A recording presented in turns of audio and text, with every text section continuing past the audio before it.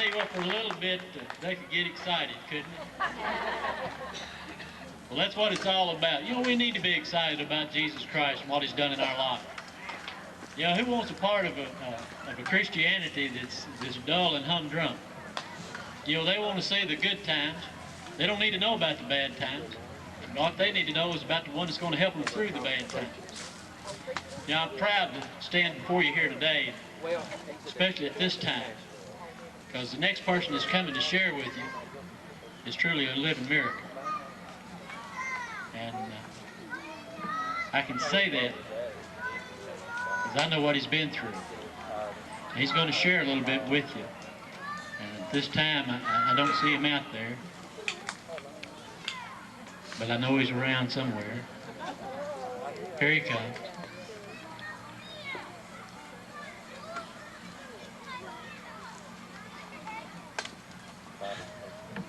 This young man coming up here is my nephew.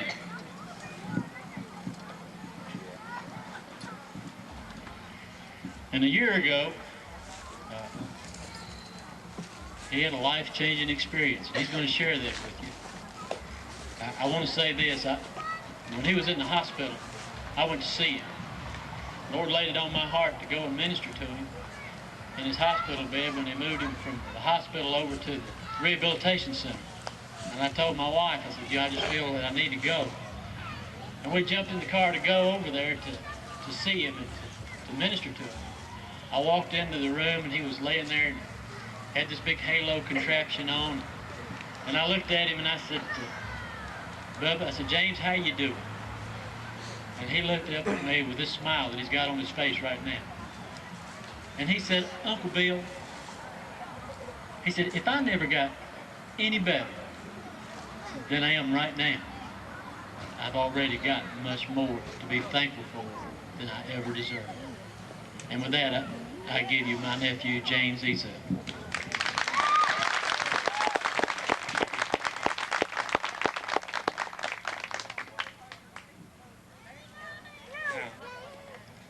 I appreciate this opportunity to come up here.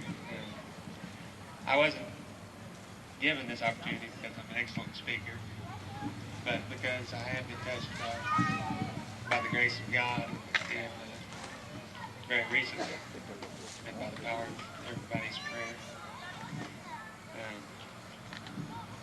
I'd sing, but I'd have to charge you extra.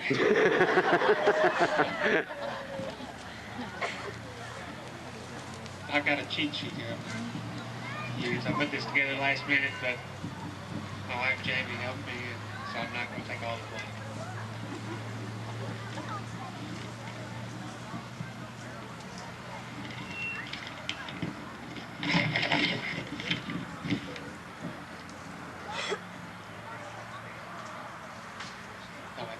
Thank you.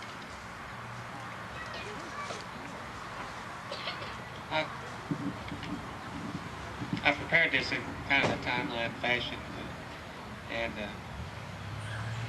entitled it New Beginnings, because life is just a series of new beginnings. And hope you're all wide awake. If you're feeling kind of tired, go ahead and stretch a little bit, because I'm not going to be but a few minutes. The first new beginning of my life, of course, was my birth. I was born September 13th, 1971.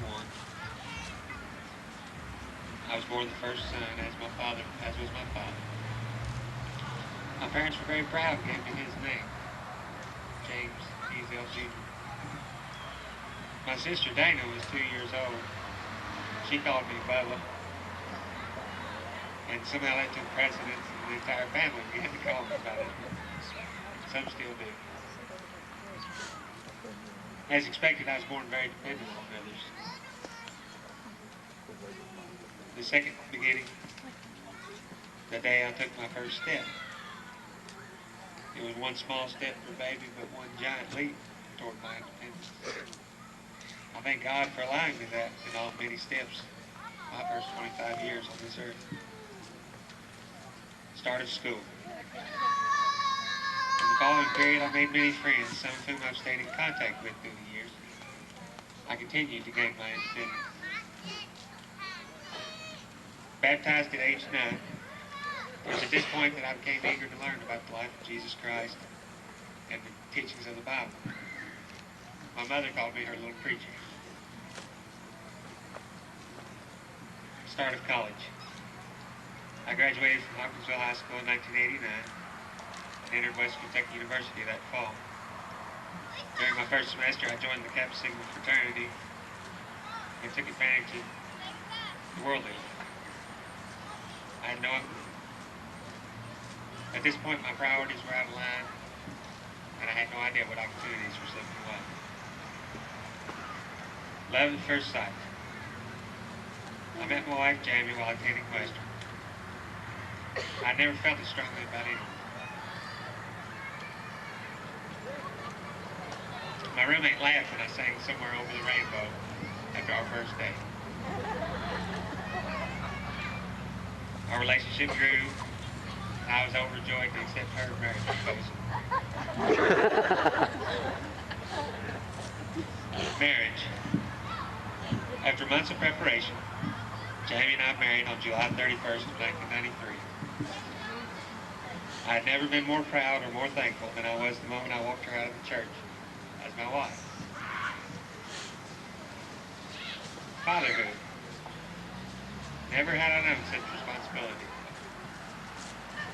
Caitlin was born the 8th of August, 1994, and tears of joy fell from my eyes into Jamie's as she was delivered. She was perfectly healthy. We took her home the following morning. She's our pride and joy, and we look forward to watching her grow. Physically challenging. I thought I had the world by the tail. I was 24 years old, married, father of one, healthy and energetic. Then suddenly my world began to fall apart. My marriage started going downhill fast, and so did my appreciation for life. Friday the 13th of September, my 25th birthday, I received a wake-up call. I woke up that morning feeling down and out, decided to play golf and have lunch with friends. Shortly afterward, my truck slipped off the shoulder of the road. I lost control and was ejected as the truck overturned. I remained conscious and felt that I had suffered only minor injuries.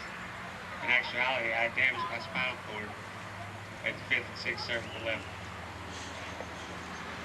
The doctor said that I may never get out of bed again. Prayers began immediately, and before long they began to be answered. They say it's the trying times that bring man closer to God, and I felt this was definitely one of those opportunities. For a while, I was very dependent on family to help with my daily needs. However, I've once again established my independence. I've been given the chance to tell others about my life and what God has done for me. He gave me a second chance. He always has. God bless you.